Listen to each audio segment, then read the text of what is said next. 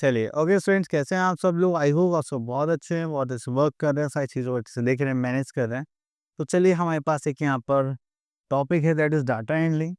अब data handling की जब भी हम बात करते हैं तो इसमें हमारे पास क्या होता है कि हमारे पास इन्फॉर्मेशन होती है जो अनरिप्रेजेंटेबल वे में हमारे पास होती है। हम उसको क्या करते हैं, कलेक्ट करते हैं, अच्छे से उसको रिप्रेजेंट करते हैं।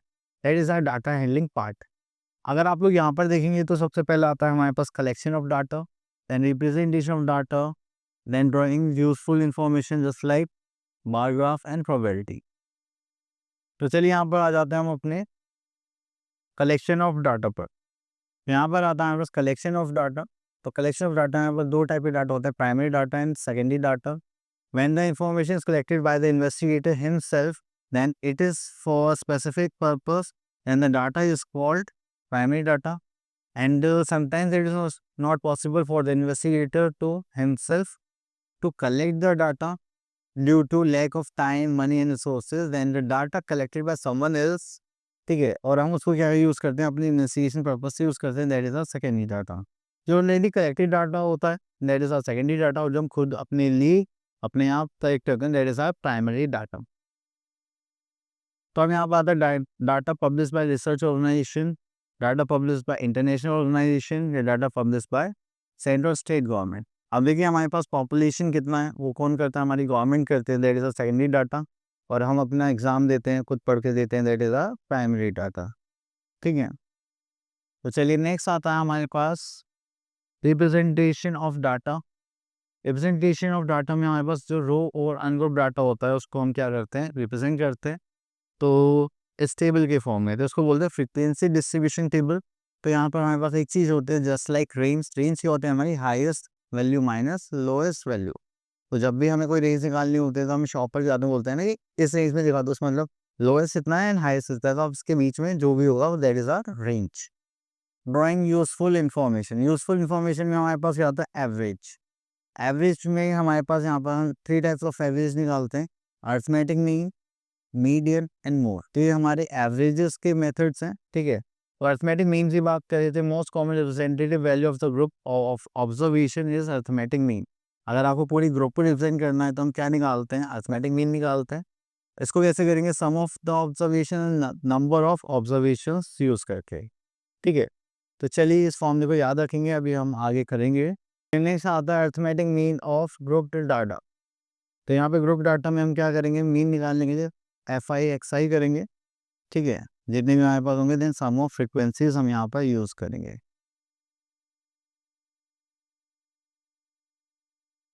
नेक्स्ट आता है हमारे पास मीडियन।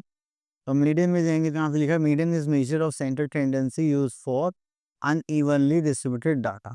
अगर हमारे पास कोई भी अनइवन डिस्ट्रीब्यूटेड डाटा है तो उसके लिए हम क्या यूज़ करते हैं, मीडियन। मीडियन होते हैं हमारे पास मिडल वैल्यू। तो median is the collection of data, is the middle most value of the data that the once the data has been organised in ascending और डिसेंडिंग ऑर्डर। चलिए, तो अगर हमारे पास एक मिडल वैल्यू आती है तो वही क्या हो जाएगी, हमारी मीडियन। और अगर हमारे पास दो मिडल वैल्यू आते हैं तो वो हमारी क्या हो जाएगी, दोनों ही मीडियन होंगी, बट हम उन दोनों का क्या लेंगे, एवरेज। जस्ट लाइक अगर हमारे पास ऑब्जर्वेशन ऑड है तो मीडियन क्या होगा, n+1/2 ऑब्जर्वेशन। अगर हमारे पास ऑब्जर्वेशन का इवन है तो हमें क्या लेना पड़ेगा, n/2 और n/2+1 ऑब्जर्वेशन का एवरेज। चलिए, तो यहाँ पर आ गया हमारे पास। तो next thing we are having the third part is our mode. तो मोड निकालने के लिए हमारे पास क्या होता है, दैट इज कोई भी हमारे पास वैल्यू है जो क्या हो रही है, बार बार रिपीट हो रही है, तो उसको हम किसका नाम देते हैं, that is mode. Mode is a value of observation which occurs maximum number of times. तो कोई भी value maximum number of times repeat हो रही है दैट इज आर मोड। ठीक है, तो ये तीनों चीज़ें हैं जिसकी वजह से हम अपने डाटा को रिप्रेजेंट करते हैं।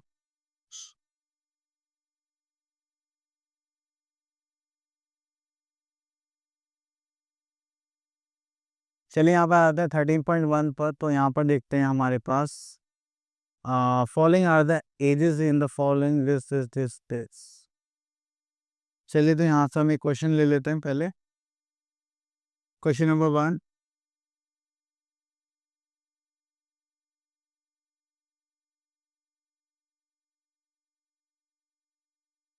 तो देखिए यहाँ पे हमें एजेस भी बने अलग अलग 32, 41, 27 एंड यहाँ पे बोलेगा find the range of the ages of teachers. तो चलिए रेंज निकालने के लिए हमारे पास एक फॉर्मूला होता है, that is highest value minus lowest value. ठीक है, तो हाईएस्ट वैल्यू देखेंगे तो यहाँ पर मुझे दिखा रहा है 54, नहीं 57। तो यहाँ पर हो गया हमारे पास 57। देन उसके बाद आता है हमारे पास 25 सबसे लोएस्ट हो गया। हाँ 25 हमारा सबसे लोएस्ट वैल्यू है, तो उसको माइनस करेंगे तो हो जाएगा हमारे पास 20। Next is what is the age of the oldest teacher and the youngest teacher.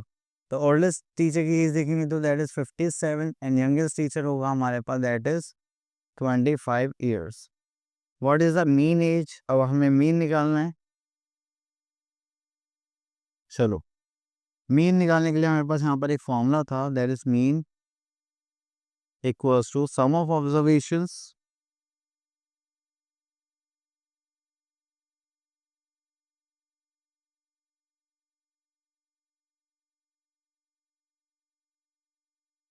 Upon number of observations.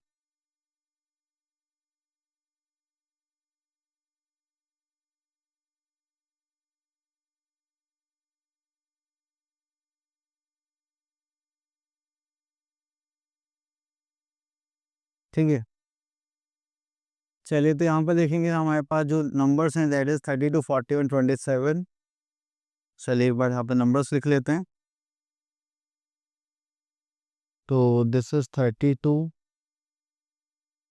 Plus 41 plus 27 plus 54 plus 36। एक मिनट इसको नीचे ले आते हैं तो उससे काम इजी हो जाएगा। चलिए यहाँ पर लिखते हैं तो ये 36 हो गया था। देन उसके बाद again 25 plus 28 then plus 57 plus 40 then last 38। ठीक है, चलिए इसको साइड में कर देते हैं। अब हमें यहाँ पर करना है इनका नंबर 1 2 3 4 5 एंड 6 7 8 9 10। तो ये हो गया 10। अब इन सब का सम करना है, तो चलिए सम करते हैं। तो यहाँ पर इनका सम निकालेंगे तो हमारे पास हो जाएगा 32 plus 41 plus 27 plus 54 plus 36 plus 25 plus 28 plus 57 plus 40 plus 38। तो हमारे पास आ गया 378 बाई 10। तो यहाँ पर जो एवरेज और मीन हाई मीन एज जो रहेगी दैट इज 37.8 ईयर्स।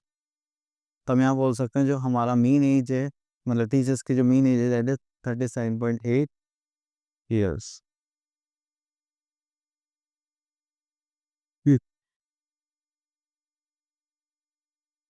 ठीक है, दैट इज योर आंसर।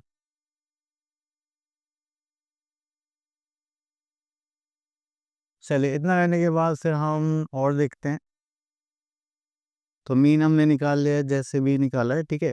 तो अब उसके बाद थोड़ा सा आगे चल के देखते हैं और क्वेश्चंस।